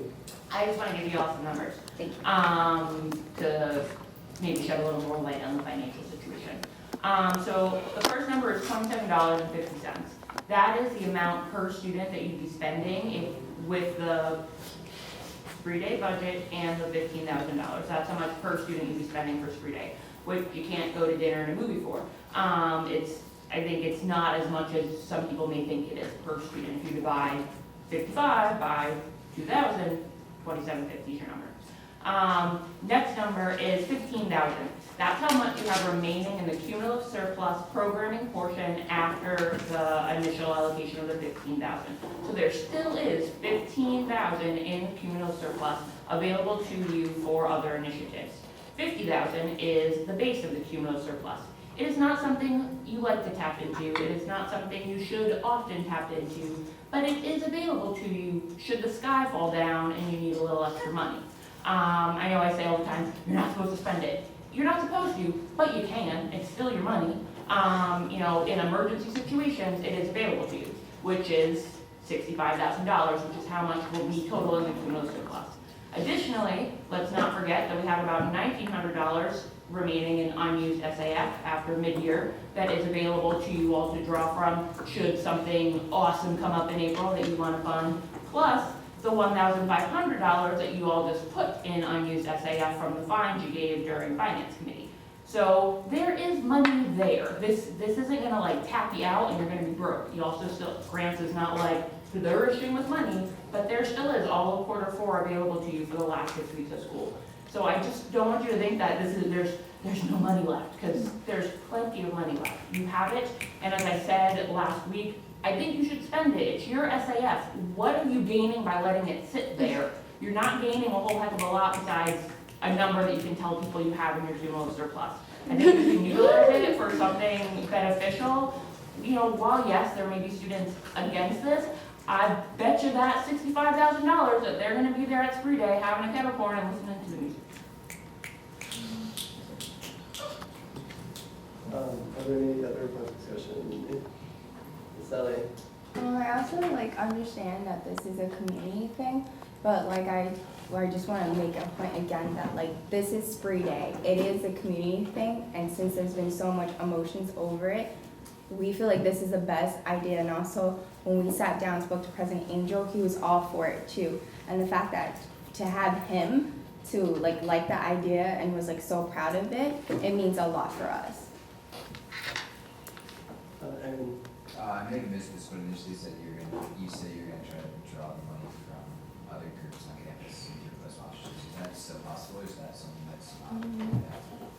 I've heard back from most of the groups in this that they most likely would not be able to do that at this time. We're not sure, but of course, I would theoretically like this to happen if possible, but I would like costs to be shared amongst, other contributors. Katie? Just some more on that, so the groups that were mentioned in the initial veto were NEC, which, while if it's showing money in Link, it's not there, it is spent from the show that happened in September. Student leadership and programming's programming budget is exhausted. Typically it's exhausted by October because we do a lot of stuff in September when clubs are getting started up. Student Activities Board does still currently have money. They're the only group that does, though they do have plans for a casino night the week after we get back from break, as well as a carnival in April. PEC does have a chunk of money in their account. However, I have a contract on my desk for them for most of what's left in their budget, which is around $7,500. So they are committed to spend that on a show. I think that's all of them. Mike? One of the weird things when I read your veto was that when the original Freud Fest request came in for $15,000, they're almost identical.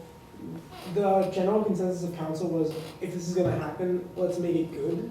And so when it's changed so drastically to why spend that money, like in that short period of time, I just think it's really odd. Are there any other points of discussion? Ethan? Yeah, speaking as a representative of student media who was very much involved in the Spree Day controversy, let me say that the feedback received by the Scarlet and the CCN was generally along the lines of people not wanting Spree Day to be this overscheduled event with, monies upon monies pouring in to it. The backlash against Mike McKenna's proposal seemed to mainly revolve around the fact not just that people want the tradition, but also that people want the event to happen organically. They want it to happen with people playing and having fun on the street, not with lots of big indoor concerts which have been planned months in advance, in which even if all the students are going to Spree Day, I don't think even that many are always planning on going to the concerts. Sally? Like I said before, we are trying to bring in old tradition and new tradition. So we are doing we're thinking about the grease pole, and also we're doing a class versus class tug of war, which is an old Spree Day tradition. And the artist thing is just since there's been so much commotion, we're trying to do something new. And there is time in the day for Clarkies to lounge and do what they have to do and play Frisbee on the green and listen to DJ playing music as well. So it's just not crammed up. Hannah? I moved to return the previous question. All right, so there's been a motion to the previous question. Is there a second? Tyler, second by Tyler. So there's that. All right. Are there any questions to the wording or points of discussion with regards to that motion? All right, seeing as such, we'll be voting on, we'll go into voting. All those in favor of returning the previous question, please say aye. Aye. All opposed? Any abstentions? One abstention. Seeing as such, this motion passes. So now we'll be moving back into voting. So we'll begin voting.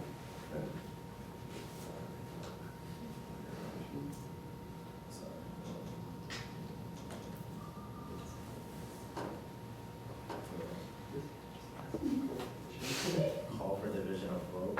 There's been a call for division. Right, all right, so before we move into voting, I'm just going to explain what each vote means. A yes vote means that you're voting to override my decision to veto the allocation. What will come out of this will mean that the $15,000 will be given to the Spree Day Committee. A no vote means that you're agreeing with the veto, you're voting to not override the veto and effectively not give the money to the Spree Day Committee. So those are, what yes and no mean. And you also have the choice to abstain if you so choose. So there has been a call for the division of vote. So now we're going to go through the roster and everyone's going to vote. Roy? Nay. Lynn? Yay. Julia? Yay. Sally? Jennifer? Yay. Aaron? Yay. Williams? Abstain. Tyler? Abstain. Scott?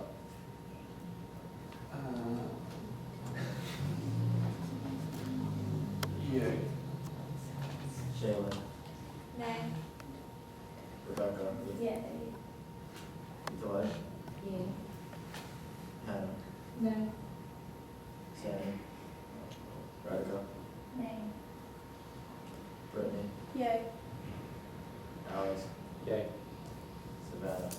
Yay. Lauren?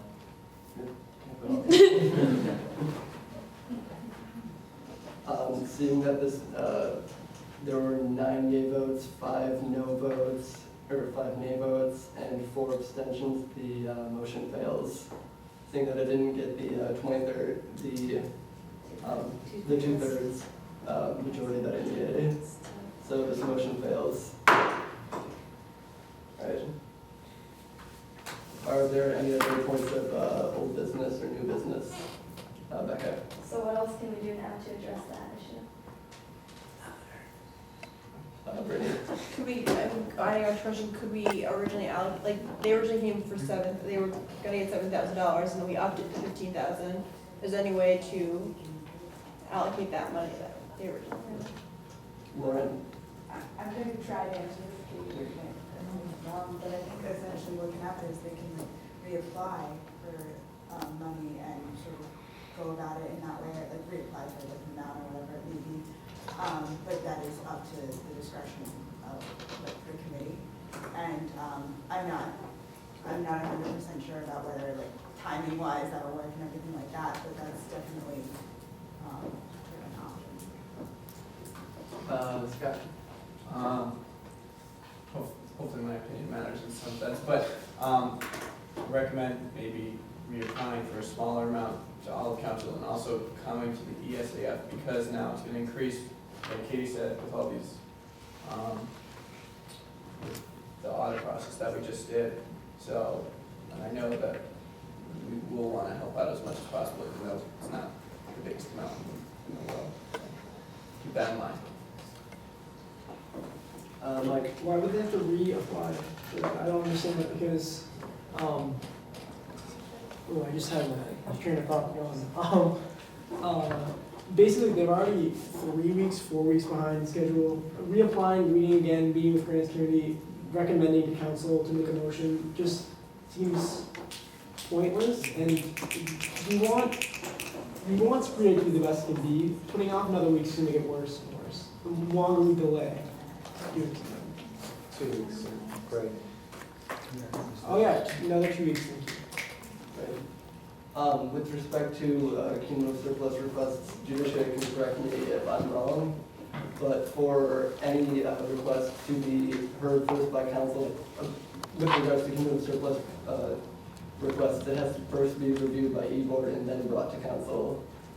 So that's the kind of the process of through how cumulative surplus requests are made. Nick? Yeah, I will. So this was the case. The school year committee came to e-board, discussed the case I wanted to bring to council and use the additional excess we had. And they have the choice of applying again, but I'm also aware it's going to be pretty late, so it's up to their judgment if they want to do it.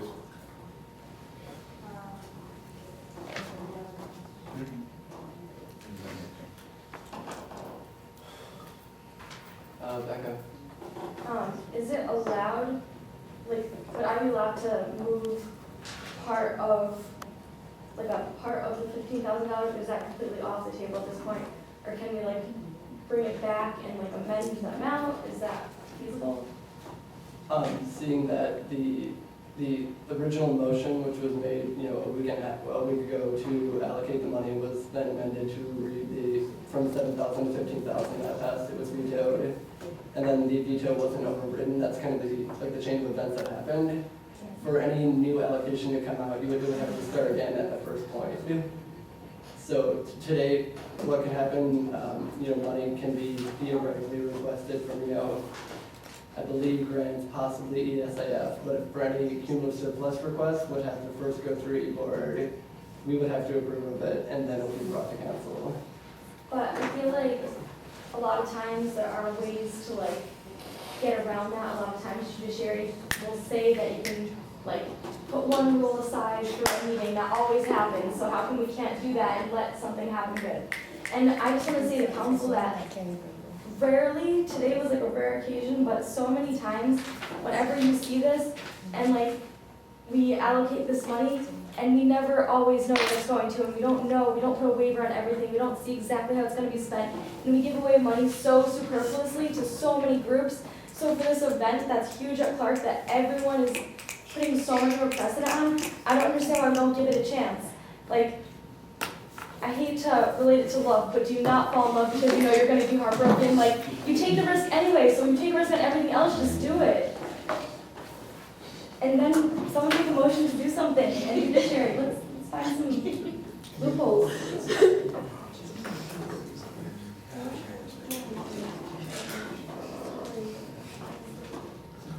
Also the cheesiest person.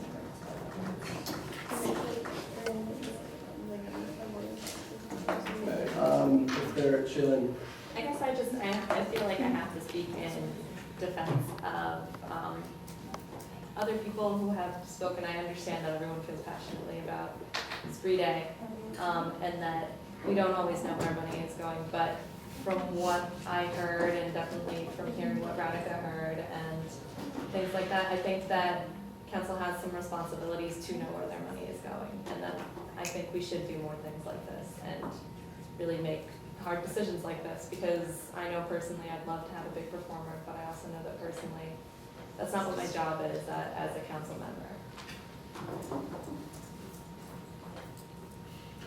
are there any, Rory?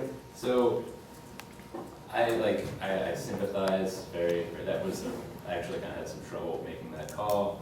I'm still sure if I made the right one, but it's over with, and kind of, the cards have kind of been played, as crappy as it is.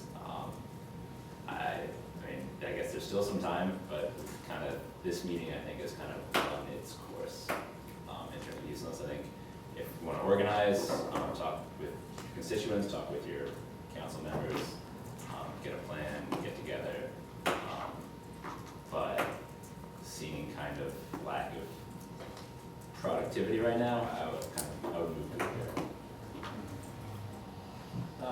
Nick? Can we have a 5-minute recess? Can someone make a motion for that so I can discuss with judiciary options? Katie? A motion to adjourn is not debatable, so you have to vote on Rory's motion first. All right, so there's a motion on the floor to adjourn. Is there a second? Seconded by Tyler. Questions, querying, points of discussion? Seeing that there are, we keep the discussion. All those in favor of adjourning the meeting, please say aye. Aye. Call for you to vote.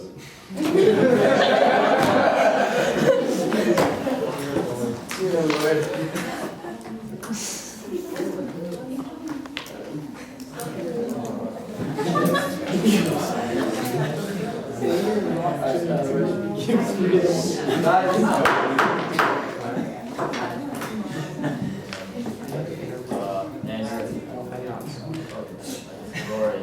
Yay. Rebecca. Julia. Nay. Seth. Sally. No. Wait, yay is to end and he. Yay is to end. And Nay is to no keep going. Jennifer. Nay. Aaron. No. William. Yay. Tyler. Yay. Scott. Nah. Shayla. Yeah. Rebecca. Nay. Hannah. Abstain. Sam. Nay. Rebecca. Brittany. Nay. Alex. Nay. Savannah. Nay. All right, seeing as such, this motion fails. So we're moving back into anything else. If anybody has any points of discussion, Julia? I move to take a 5-minute recess. There's a motion on the floor for a 5-minute recess. Is there a second? Second by Scott. Questions, querying, points of discussion? All those in favor of moving to a 5-minute recess, please say aye. Aye. All opposed? Any abstentions? One abstention. Motion passes. Would you I want them to get the money.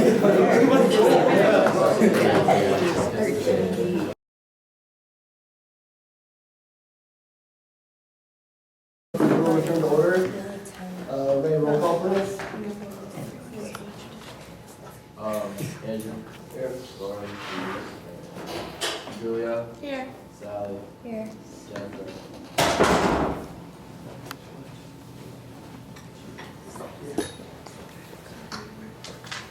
Aaron. Here.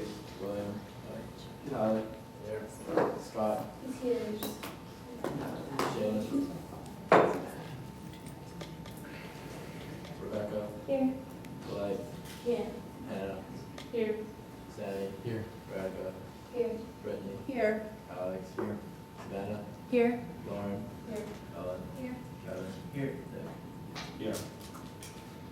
So, first of all, I want to apologize to all of you for taking such a period, but I think it was necessary for the sake of all students.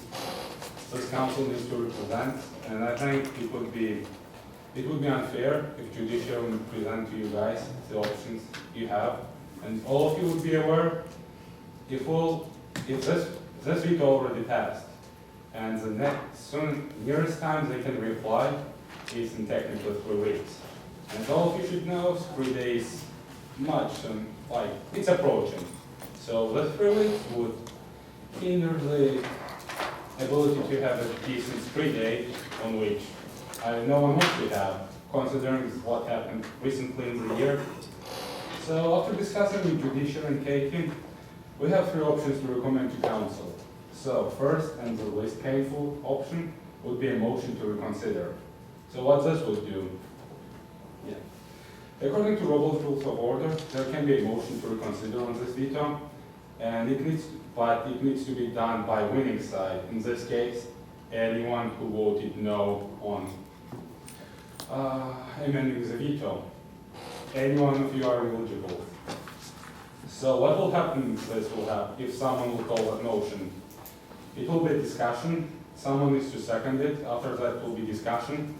And if that motion will pass, veto, your amendment to veto will be annulled, and you'll have to vote on it again. I'm also aware that it's also 11:20, and all of us have midterms in next 2 days. I know I myself have 3 midterms, but I'm willing to sit here just because it's what students need to do, and I think if everyone sits, and that's what we signed up for.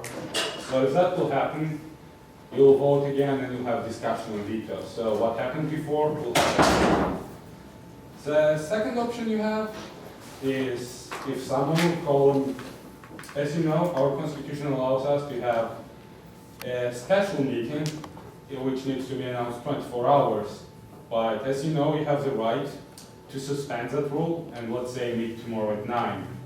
But there would be no point of that meeting unless the people who are making the motion or three-day committee people, I suppose, need to meet with e-board, and it's up to e-board if they're ready to do that. So meet with three-day people tomorrow before call meeting and bring a new motion to council to discuss if they want to give some amount of money and bring it all back to a couple weeks ago when we had original, how much was the original? 7,000 allocation. So people start from point blank. And I know that it's 3 days upcoming, it's Wednesday, soon it's Friday, and all of us want to go and rest, but that's second option you have. And third option is the last one, and the least one judiciary would recommend you to refer to is to suspend the rule of bylaw 309 section 4, in which case it doesn't need to be discussed by e-board and will be just brought directly to council.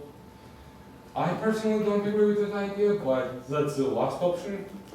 People who are trying to get three-day stuff pushed can use, and that's something we wouldn't recommend because of loopholes in it, but that's something you can do.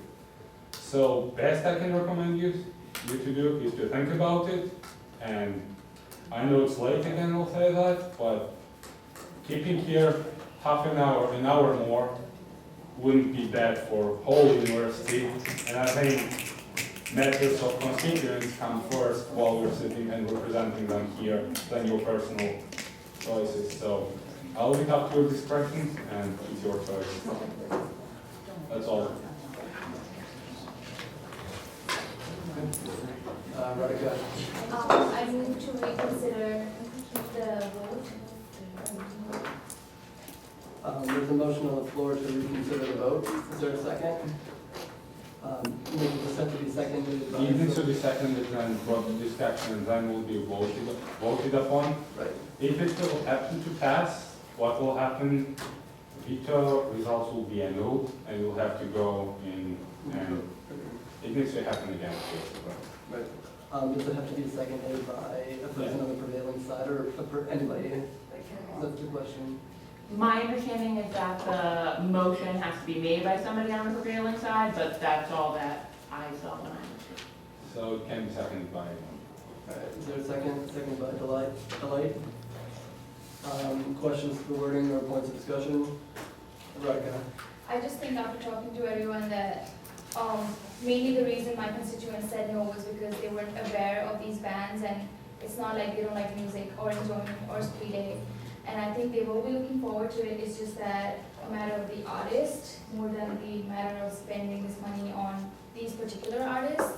Second, as Katie said, there is another $15,000 to spend on transportation and other things that people said we can spend it on. So I don't know why, yeah, and I'm putting one personal view that I don't know why we should keep this $15,000, especially for things that we don't know what we have use for in the future, which is just another 8 to 10 weeks of this semester. Mike. I have a question for judiciary. Can Andrew veto this again if it passes? Like, is this the end of it?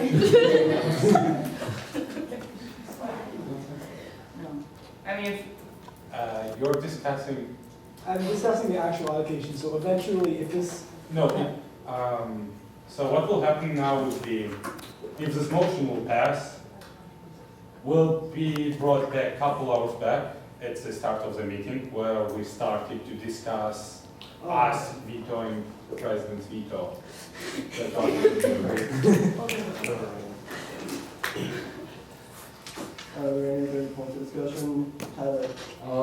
I feel like discussing it further tonight won't really get us anywhere. It'll be a waste of time. The votes have already been made. The decision wasn't overturned, and as Nick said, there were other outlets to which they can bring this forward that may be more productive.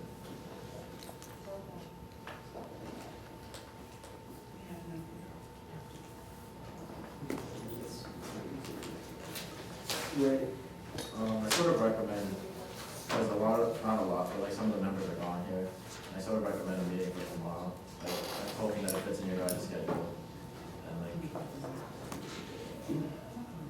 Radhika? I just think not making a decision right now will also be a waste of time for everyone on campus. So might as well get done with it. And I don't think we can, yeah, just too many votes on it. So it's not.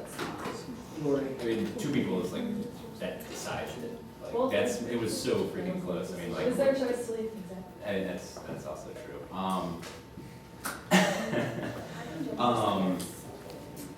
At a point, move on. Nick?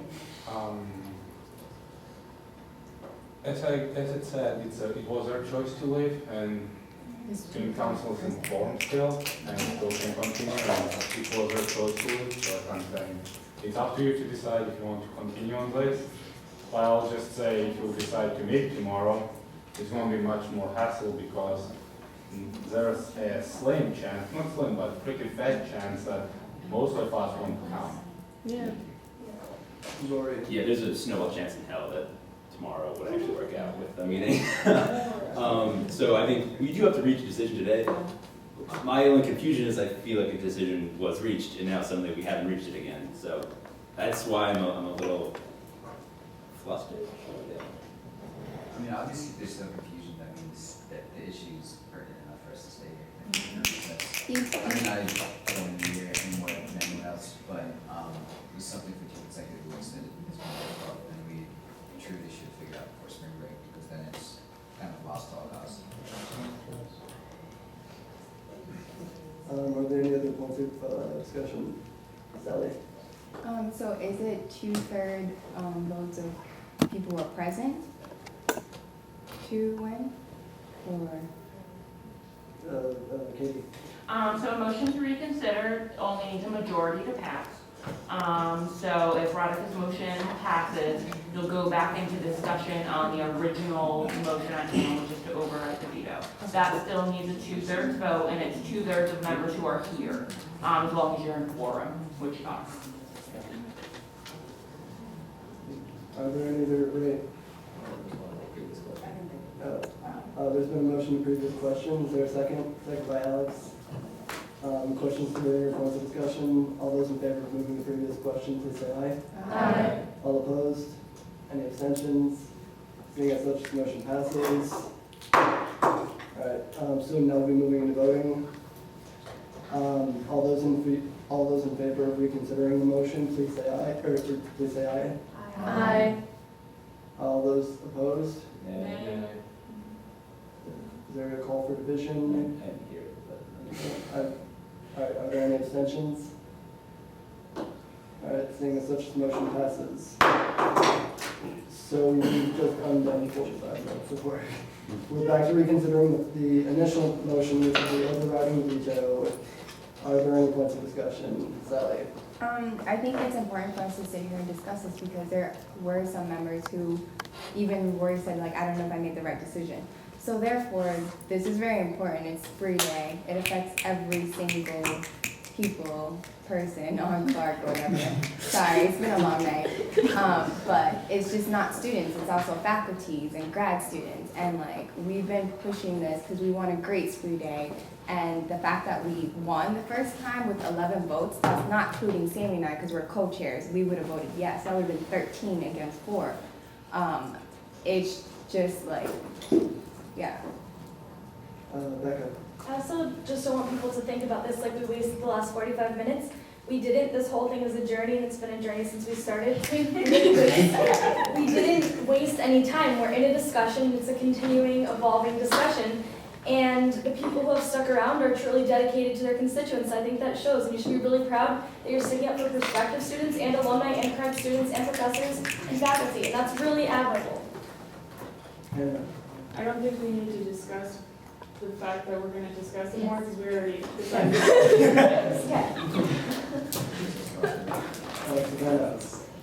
So just in terms of like seeing what our job here as a student council member really is, I think it's just, first of all, is to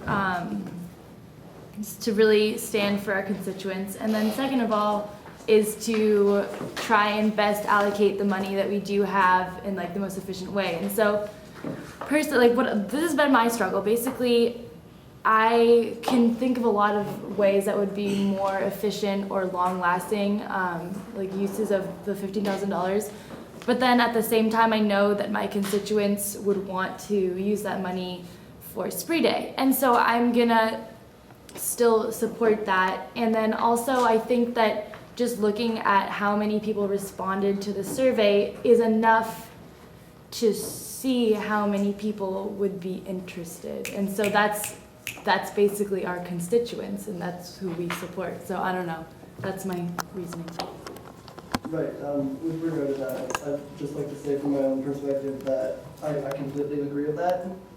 1,200 people filled out the survey, which I thought was incredible because you can't get 1,200 Clark students to do anything together. My only qualm with that was that I'm not sure how informative a vote it was. I saw the list of performers, and it wasn't. I wasn't certain. One of the reasons for the veto was that I wasn't certain if that was, how of an informed decision that was for students. There wasn't the price associated with this person will cost this much money. So it was just asking which person was their favorite artist, and it wasn't. At least from my perspective, it wasn't a completely informed decision. That's why I was on the fence with it myself personally. Aaron?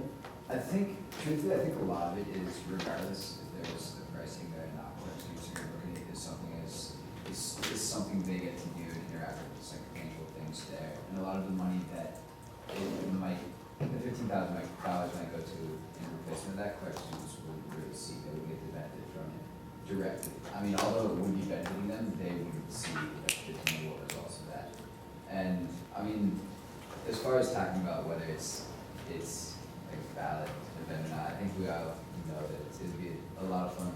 And maybe we should more discuss if we can't allocate $15,000, what we can allocate, and find a price that we can all come to terms with. Because I think there's enough of a response that people want to fund this. It's just the amount's really high, and if we can give something, possibly even like $10,000, then they can go forward with it and find the money elsewhere in the next couple of weeks. Sammy. So, me, Sally, and I were like, the thing is one of the biggest difficulty of being a spring aid coach is that we don't know what's gonna come, like what's gonna attack us. This is our first year, we don't really know, we don't have a guideline, we don't have an instruction book. And it's like, we're doing this on our own, and we're working really hard. And like, I really appreciate you guys, your understanding like how the logistics behind everything. And the other thing is for me, as a council member and being on the spring aid committee, it's just that it's really, like, for me, I understand where the money's coming from, I understand, like, all the different concerns. In the end of the day, I'm just like, what would happen to make sure is gonna be the best decision for, like, the Clark community, and it's really hard to, like, satisfy everyone, that's one thing that we need to understand. And that, as a council member and then as a spring aid coach here, it's, like, difficult, how do you take account for all these opinions?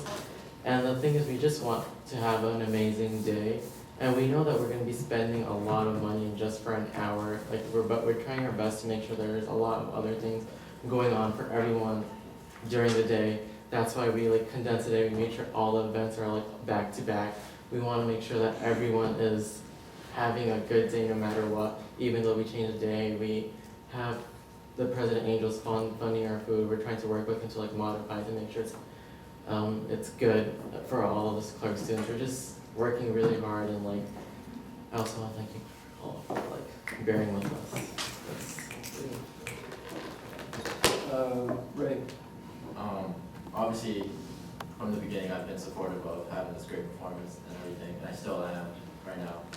I just don't understand like the discrepancies between the people who said yay at one time and said nay now, due to the fact as though a lot of these constituents who are complaining about like, oh, we could use this money for a better place. I have a feeling a lot of them, not most, I'm not putting, but I'm just saying many of them are the same people who are complaining how Spree Day is the exact same thing. And I just think it's very counterintuitive that we basically created a Spree Day committee to finally change something about Spree Day, and now you're complaining about when we're trying to do something new, when the prerogative of doing this in the first place was in order for us to have something new and to put something fresh into the whole Spree Day thing. But now that since we're trying to attempt something, and yes, of course, there's a success and failure rate for anything, we already put that on the table, but even with that said, the fact that people are still complaining after what we're trying to do something new, I just think that's very, very good. Mike. I was gonna say that like about putting the prices on the surveys, I think it's kind of weird because harking back to Sammy's winter organizationals, winter bus transportation, if they put, we're allocating this much from transportation, it must have been, how much was it from cumulative surplus, Katie? I think you gave them around 2,500, 3,000. So I think if you put that on the survey, how many more people would react like, oh, we could use that money for something different and more substantial other than that. So you're taking everything into perspective, and we also do amazing things without letting the constituents know exactly how we're doing it. I think it's a layer of abstraction. Nick. What I want to say to counselors is simple. Like, I agree with people being not fine spending this much money, but my approach to management and what my major is use what you have now. I understand that people complaining, and if they complain to use it better, they're more than welcome to come and apply. I yet to have to say it. I know Sammy applied before for transportation. I know he succeeded. Unfortunately, I can't vote, and I think it was a great idea, and I would totally support it, but in this case, I'll say, this person brought this before and made it succeed, so I'm sure, even though it's a big amount of money, I will be more than happy to entrust him with this amount, because Spree Day is a delicate matter to council now, because it was under discussion, and some changes were to happen to it, but it was due to students' voice that it didn't happen. And as that to happen, I think it would be kind of wrong just to stay behind and be like, we don't want 3-day change. Okay, let's let it how it was. I think, as Ray said, it's our chance now to prove that now we can change and we can have better tomorrow. And as Katie said, we have money sources for it. And I don't see any other people coming and applying for this cumulative surplus. So why not use what we have now? Considering that it's only 6 weeks left, and there's still quite a bit in Q4. And I'm sure most students aren't aware of cumulative surplus. So I don't think we'll get many applications for that by end of the year. So I'm totally for supporting this. But as I said, this is stance from me, not as judiciary member. And I want you to keep that separate. And I want you to give a thought about this because this person who is one of the CUSC previous years made previous events succeed. So use what you have now and make better for Clark community. So it's up to your decision, and I hope you make the right decision. Katie. So I have a question, and it's kind of a hypothetical question, so I don't think it can be answered, but, so I get that there's concern over students who are apprehensive about spending this $15,000, because they were, in the emails I saw that went out from a couple of council members, because they were informed of the fact that there was a motion to spend $15,000. What wasn't in that discussion, and I don't know if it happened outside of the emails that I saw, but were the people who disagreed also aware that you still have $65,000 left in your cumulative surplus, and that you still have just under $4,000 in your unused SAF? I mean, if we're talking about, does everyone know the whole story? Yes, they know you allocated to give $15,000. Do they also know, and then they're saying, oh, it can be spent in better places. Do they also know that there's still a lot of money in those places for these other potential hypothetical events? I think just go off of what Katie's saying, I feel like we put a number that's so massively large that I could, again, just never imagine holding in my hands really. But at the same point, we just allocated $5,700 tonight. Like, we added money to giving someone things. Like, we allocate that much money in a few weeks in a time period, and I get it's for clubs, I get it's for something different, but we don't know what they're doing with it. We don't know how it's gonna go, and at least like Nicholas was saying, like, we know Sammy did something great with it last time, and we have that rep, and it's for all the students at Clark. I think the denim project is amazing. I'm so glad we added to it. But will everyone on campus go? Is it a reputation that everyone on campus knows about? Like, there's a lot of things we're not considering about how much money we spend all the time here. So to just put it in like $15,000, I bet most of the constituents we have don't know how much money we spent tonight besides that. Yeah.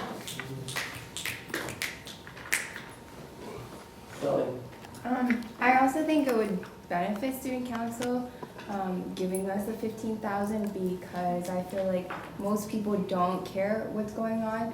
That's why the survey, we only got 263 votes within like the 17 hours that we've had. But if student council gave us the money, it will be known that student council did this. Like, it was important, and I think that would be benefit for student council name in general.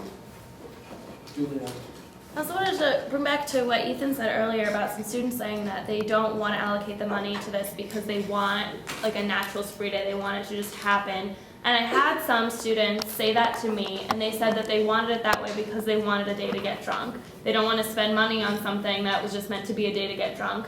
And I know that that mentality is what almost had us lose spree day this year, and that's what we're trying to combat. And I know that Sally and Sammy have been working really hard to come up with ideas to give students an alternative to drinking so that we can keep spree day for years to come. So I think that it's really important that we do give them this money so that students can have an alternative to drinking, so that we can try to move away from this idea that spree day is just about alcohol, so that the administration doesn't have to try to do away with it next year.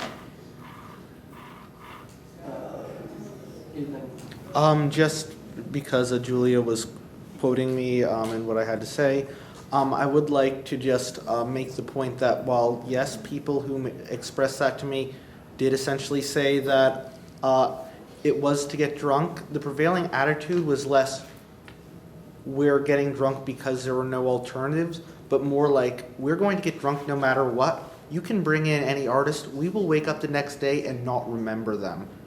So essentially, the people who want an organic spree day want just fun in the moment. I don't think they want $15,000 dumped down the toilet, because they're not going to stop getting drunk even if you provide them with alternatives. I think that that's a ridiculous hope, and I think it's a gross misunderstanding of what those people were actually saying.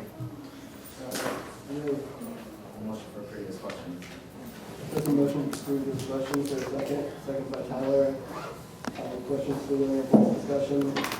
All those in favor of moving to approve this question, please say aye. Aye. All opposed? Any abstentions? One abstention. Seeing as such, that motion passes. So we're moving to voting. All those in favor, or there's been a call for the division of vote. So all those in favor of, what? We do have to say that after I introduce the pledge, or we address the Okay. question. So wait, 5 seconds.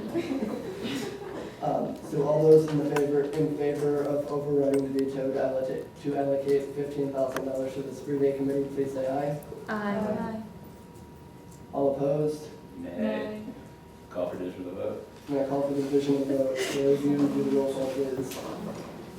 Rory. Nay. Raymond. Yay. Julia. Yay. Sally. Aaron. William. Tyler. Scott. Shaylin. Rebecca. Yay. Delight. Yay. Anna. No. Sammy. Rebecca. Yay. Brittany. Yay. Alex. Yeah. Savannah. Yay. All right. Seeing as such, this motion to override passes.